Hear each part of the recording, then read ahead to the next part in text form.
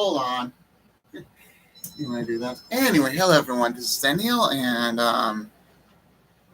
yeah, interesting morning this morning. I guess I could say that God kept me asleep for this because He didn't want me to. You know what the Bible says about put some people to sleep, and like Adam and a few other prophets, or maybe a few other people with visions, and He keeps people asleep for certain reasons. Well, He does that to a lot of people, apparently almost everyone. And He certainly did to me this morning, obviously. So let's get that thing straight. I didn't see the 7-year tribulation part because He wanted me to see more of a innocent thing, not like violence or robots or anything like that, nothing artificial. So that's good. So whatever was meant for me was meant for me, and you guys can see part of my life apparently for some of you. So anyway, so what was going on in this interesting dream that I had, or maybe vision, or whatever it was? Basically, first there was the settlement of land of Israel. So that's just the beginning point. Back in 1896, I think it was, or in 1897, I don't know. Then 1948 to 1967, that was the midpoint, and then now the end point is here, over here, where Israel's having wars and kings and basically dividing up the land, and then after that, Israel becomes, basically Israel becomes entirely, it becomes entirely cool, or the nation itself goes together, I think. But that's beside the point, because in this dream, it's really a new Genesis after 7 years of tribulation. That's my main point. So what was going on exactly in the 7 years? In the 1,000 years, actually, I meant to say. What was really going on in 1,000 years? That's basically what you would say, well, that's a mystery. Well, the only thing we know is that no one is sinner and no one dies. That's true. That's really true. But it's really it's really it's Genesis all over again, So really, it's Genesis all over. So basically, there was life that there used to be on the earth, but life that we don't have today, but used to be. So that's what we have in that time, because there's no more violence. So there should be more life, and of course, since we have less oxygen, they'll be smaller. That's cool, right? And to make that point clear, the duckbill was part of my dream. What do you call it? Hold on.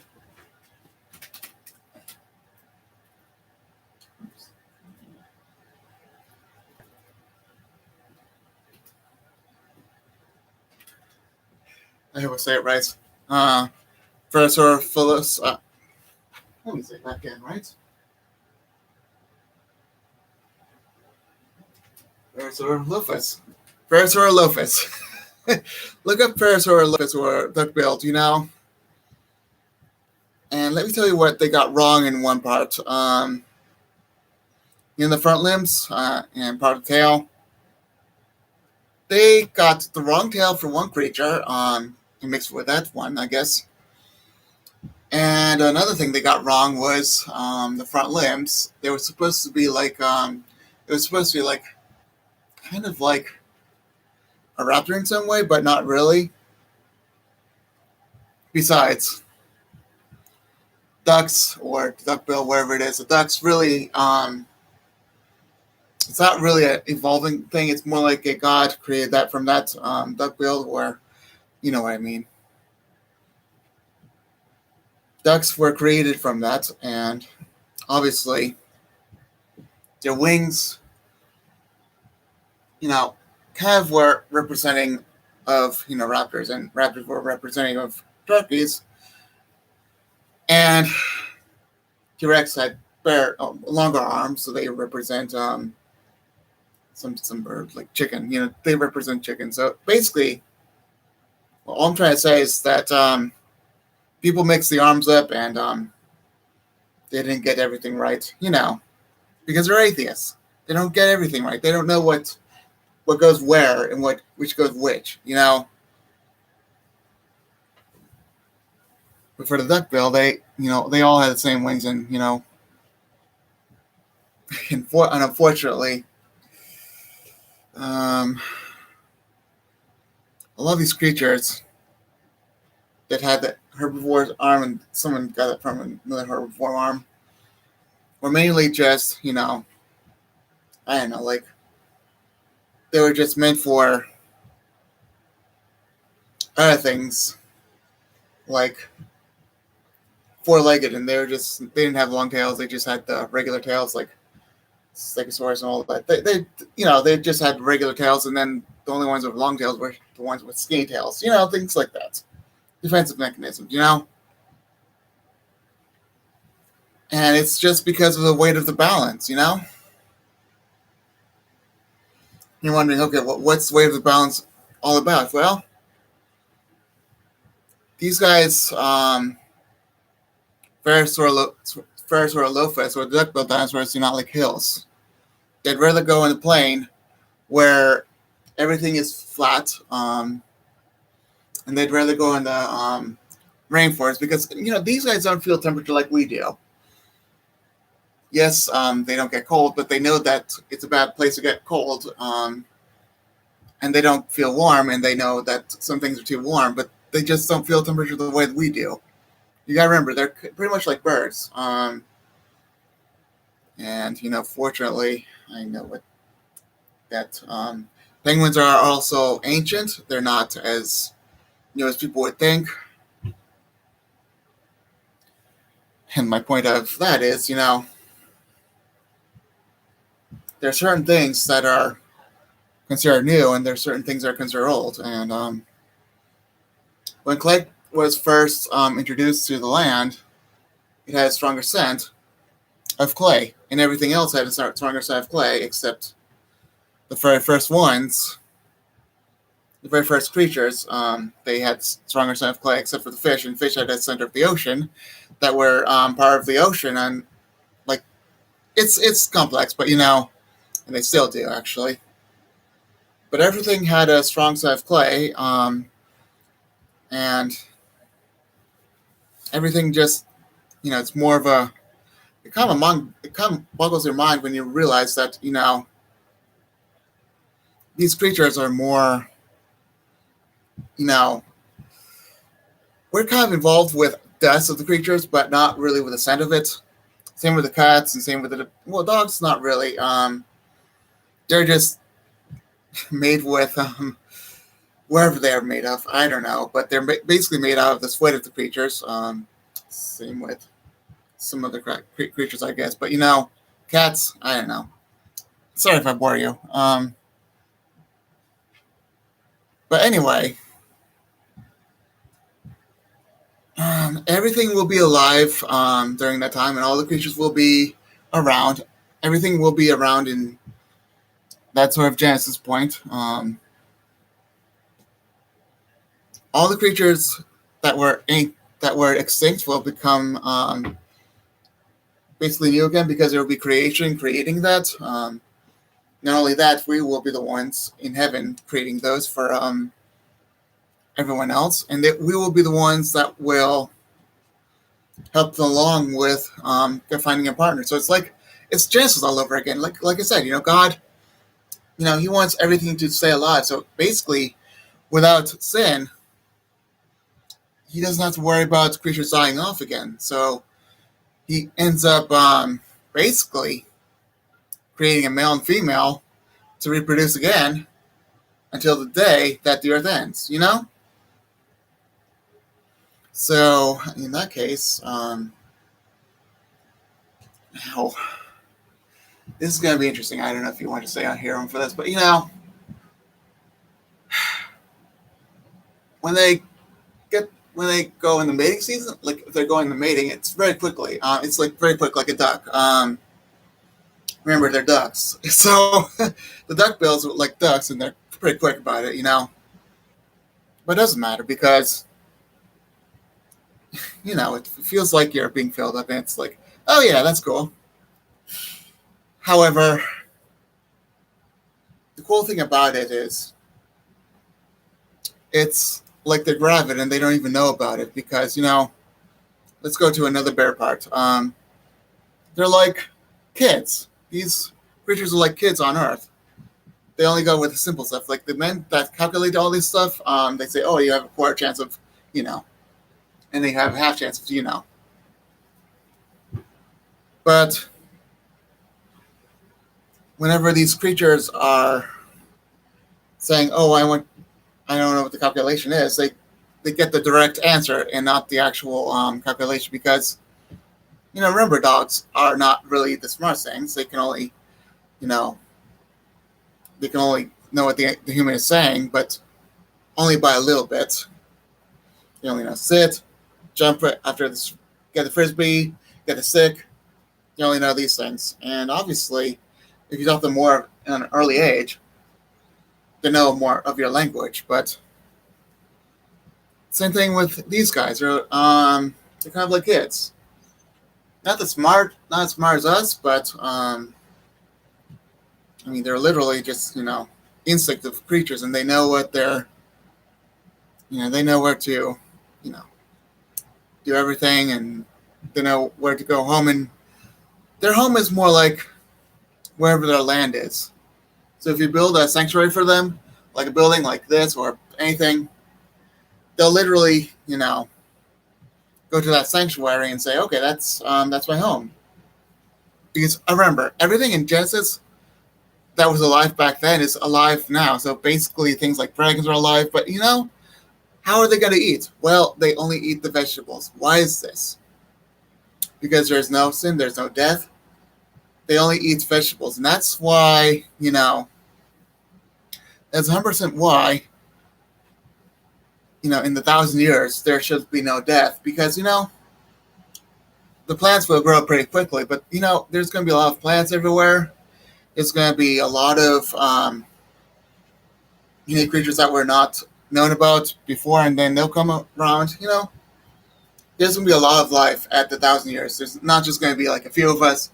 There's going to be people just saying, well, we want to have more and more and more. And they'll produce completely all over the place. And, heaven's going to be full of these people that are choosing to go with life because they wanted life. And,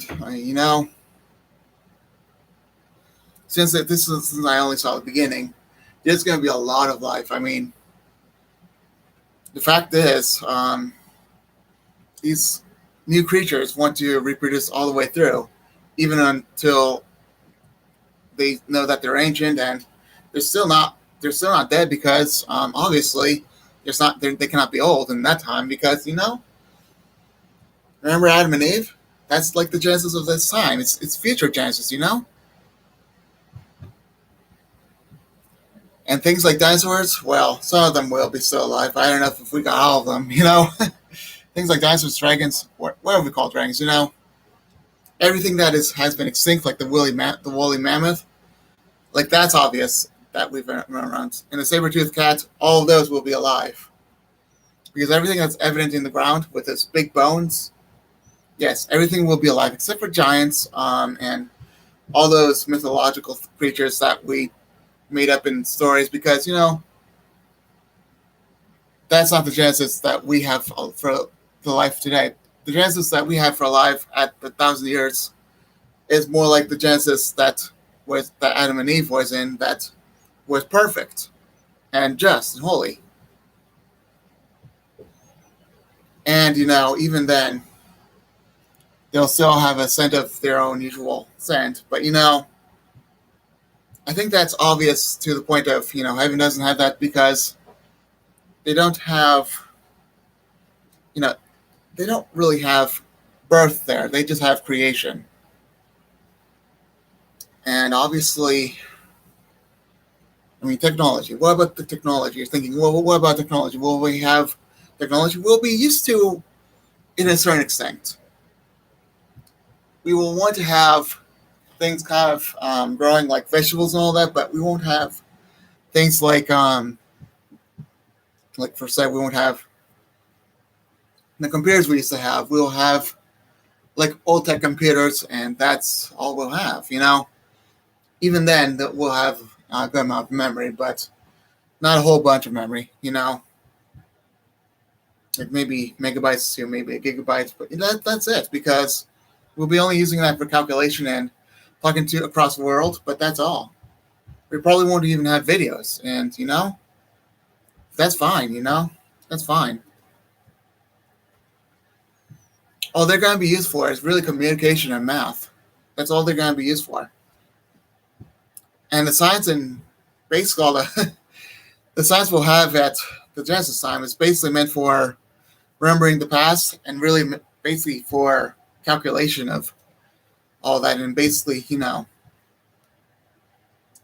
do I want to call it? Like a little bit of like biology is probably going to still be there. It's all biology, history, and even gene, not editing, but not that, but gene, just finding the genes of whatever's right with what, because remember, they have to have a match of each creature, And the fact is, at 700 years plus 2,000 years, at the end of that time, there will be a lot of life, and everyone would want to have life. And Satan is not like that at all. You got to remember that. So he's going to be released, and he's going to try to find a way to get everyone to be saved. He's not going to make. He's not going to. He's literally going to basically, not be able to deceive the elect. He's not going to be able to be successful in finding the people. There's going to be it's going to be not full, but it's going to get wider and bigger because of the fact that life is going to be judged at the end of the 1,000 years, and after that, the wedding feast after that is paradise. So the 1,000 years, even that is just lovely because the animals recognize each other by sense, and since they eat food, they actually have a sense to them. That's they're not spiritual. They're just not like that. Now, if you're wondering what do they smell like, you obviously saying that they're kind of like penguins. Well, in certain, I'm not going to specify why it's all, but by their scent, it's like, if you have soap on the counter for at least a half a year or maybe a year, and it stands there and you have to clean it up, kind of like that, but the soap will be gone. But hard to describe, but really, it's more like, I think where they got it from was, it's like the soap was meant to be scentful, but not oily. So they basically got from, I'm not used to this. So they got from fossil fuels, from today's point. And some of the fossil fuels, when they tried to get the scent on, once you basically have it no longer purified, you get that fossil fuel smell. So obviously, it's like, that's what they smell like for the most part. If you get the wrong one, then you get a reptile scent. And then if you get the right one, you get the bird scent. It's like clay smell. It's really like, again, like this clay that they used to have, but more fleshy, It's interesting because you don't even know how they could even. It's very interesting because these creatures are more you know, they're more capable of processing like things like us, like we process. Because again, these oh,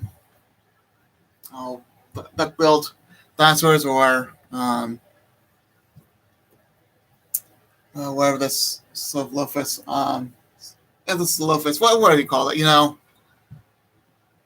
Basically, these duck-billed dinosaurs are able to open doors and go in the building, but these buildings will have wide doors, so that's good. And going up the stairs is kind of a trick for them because, you know, let me tell you how they run. They don't run really fast. They only run like I would say like an elephant runs, but more. If they have to run faster, then they can run faster. Like I would say, they weigh like 5 to 4 tons, pretty heavy. Not to mention that that much weight is like a little too much for them to handle if they have to run fast. And for certainly they just they can run, but they can't. So, and other ones just cannot run at all. And other ones can, but anything bigger, that like certain T-Rex, maybe certain that Tyrannosaurus, things like that cannot run faster than that, or can't run. They cannot run. I meant to say so. Yeah, and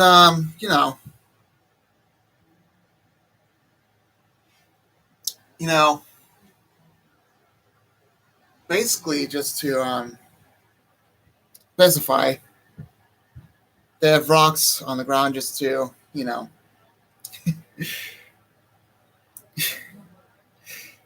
females have to go on the rocks just to have a partner do whatever they need to do for a few seconds or two, or maybe a minute. And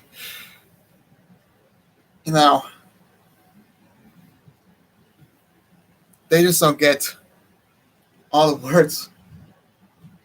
Like I said, they don't get all the words right, but they get most of the words that are simple right, things like that. And they just hear the human words and they hear the commands and they say, okay, that's cool. Because I think, obviously, within in the time of 1,000 years, everyone will be smart, even the creatures. So just give you a heads up.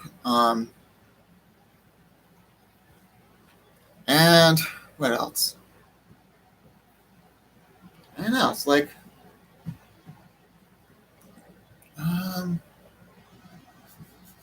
everything will be more beautiful and peaceful, but also, like I said, the wooden structure is going to be limited to less robots. So the wooden structure is going to be like the houses of the 70s, but more simple, but more. It's going to be more like a house back in the, I don't know, like not 1800s, but it's more of a beautiful, like, how do I describe it? Like, they even have they have a lot of glass structures, but they also have a lot of wooden structures. It's kind of like this structure, but the ceilings are more flat in this section because it's more like a building. But if it was a regular house, it would be a lot more like a regular house. Now, let me just think about this. So these creatures, and I mean, this is my final paragraph. These creatures are all going to come back from being extinct. They're going to all no longer be extinct from the past to and in the future. And there shall be no more sin, no more death, but the trees will be giving themselves to us and for a meal to them as well. There shall be no more death and no more crying and no more grave. And there should be lots of life, and you know how that is. They basically give a lot of birth, and it gets a little bit unnerving and all that,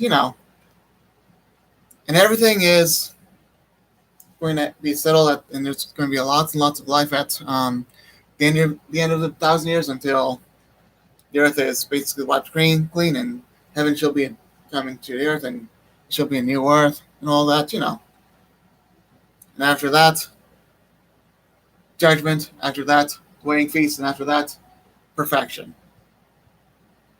And soon, it shall be like it's going to happen. Like, so basically, the first part is like it's like Israel's forming. Israel becomes a nation, and then that's the middle part, and then the last part, Israel has this trouble called the Jacob's trouble, and then after that, Israel is like selected for the Holy Land. So anyway, I hope this was interesting, and I hope you learned what it was like to be in 1,000 years, even though most of you will not be able to go in that time. Matter of fact, almost none of you will be able to go in that time. So just to say that, well, that just means that when no one goes in that time, you will know more about it, because it was given to me by the Lord. It's by going an extinct creature, and it's like, well, the extinct creature that we consider extinct will basically be created for today, in that time in the future. So anyway, I think I'll be done now, okay? Bye.